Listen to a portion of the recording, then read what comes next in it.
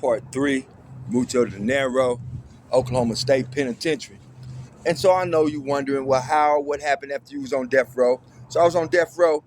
It works like this. Of 1,750 inmates, none of them saw anything. None of them heard anything. None of the guards saw anything. They never heard anything, which they do have video cameras.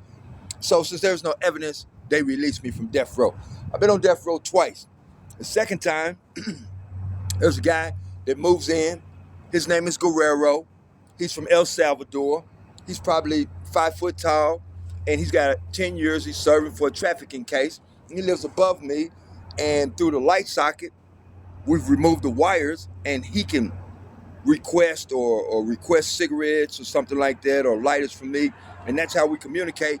But he doesn't speak English. He doesn't write English. He had a cellie, but he took the shoestrings out of his shoes and strangled his cellie and killed him.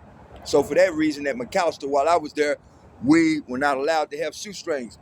And one day, the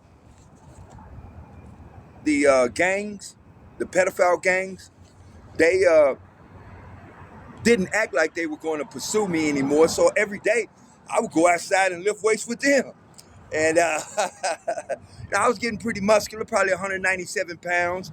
Every 90 days, they would bring a physician from Oklahoma City, OSU, and he would check me and my blood for steroids. Yeah, I was, pretty muscular. Chest, abs, calves, lats, traps. I was pretty muscular. And all the white boys up there like Funk House and them, and Korean Tony and them, they look like them big wrestlers. You see the big wrestlers? Yeah, Ted DiBiase and them back in the day.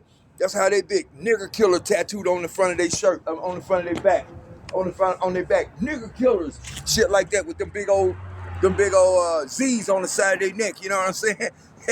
So anyway, they be like, brother, how can you get your skin saturation? And brother, how you get your striations? And brother, I had, like 8-packs and stuff like that. And I'll be like, well, I'm from the state of Louisiana, and all we had was beans and rice, you know what I'm saying? But in the nighttime, they don't know. I might do 100 push-ups on one arm, 100 push-ups on this arm. I got that from Guerrero. So now, they comfortable with me.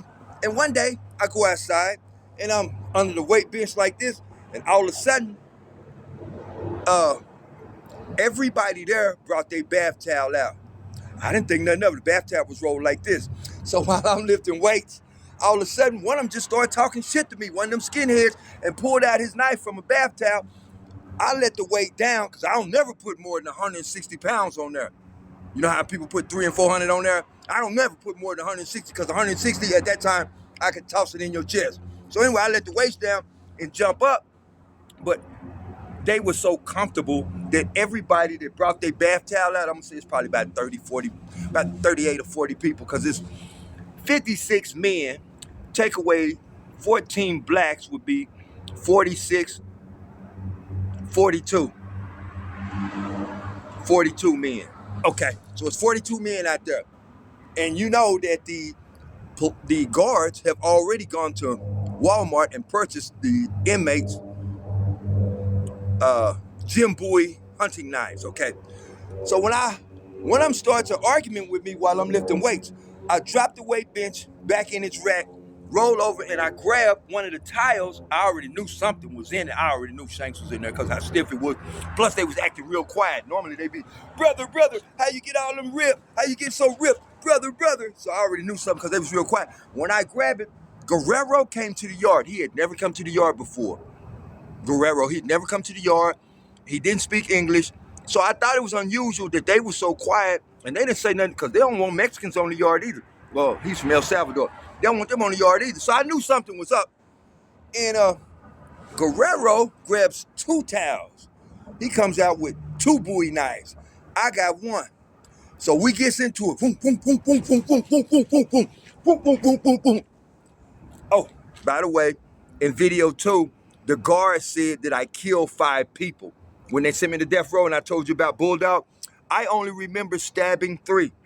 And keep in mind, I don't see them when they die. They just get stabbed and get the fuck out the way. So I'm just going by what they said, which I doubt if it was all that. I remember stabbing 3. He said I killed 5 people anyway. So while we getting into it, I'm thinking that Guerrero is with them. So, it's ass out, but I'm going for broke. Anyway, I look up, because every time I stab one person, Guerrero stabbed three. So that's why I call Guerrero 3 for 1.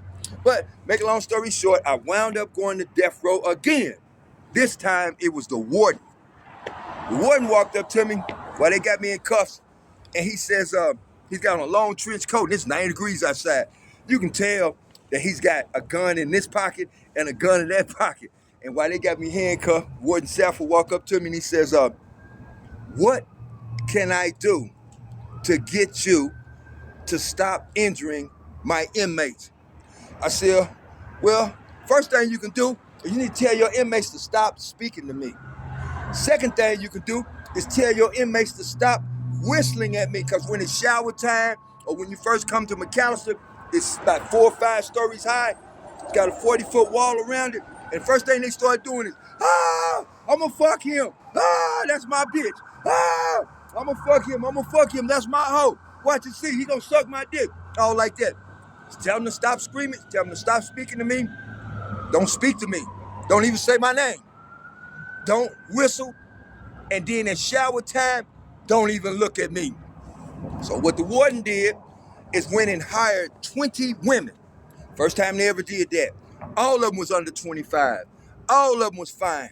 So normally when we take showers, the guards would have us to strip naked. Most people just have a towel wrapped around them. And then you have to drop the towel and pull up your nutsack so they can see what's under there. Then spread around and spread your butt cheeks. And then you have to walk down an aisle. I'm gonna say it's probably about 50 yards. You got cells on this side, cells on that side, and they can reach out and touch you through the bars. They can throw boiling hot water on you. They can do like a bulldog and stab you with a sharpened broom. And they talking shit as you walk through there. Suck my dick. That's my hoe. That's my bitch. You my bitch. Move him in the cell with me, shit like that, right? I'm offended by that. So anyway, after that, I could walk down that hallway. It would be quiet. You could drop a penny and you wouldn't hear nothing. So one of the females that they hired, her name was Melanie Saki. She was so fine, she could have been Miss America. I asked her when she was passing out food, they was handing it to us through the door, and her thumb intentionally stuffed down on a piece of chocolate cake, and she gave me 2 pieces and everybody else 1 piece, and I bit the slice where her thumb was, and I asked her, I said, where are you from? She said, I'm from McAllister. She said, I used to work across the street at DHS. She said, I used to hear about you every day, and that's why I quit my job so I could come up here and meet you. I said, are you a black woman? Because she was built like this, narrow waist with an ass like a black woman. She says, no, I am Choctaw and Seminole Indian.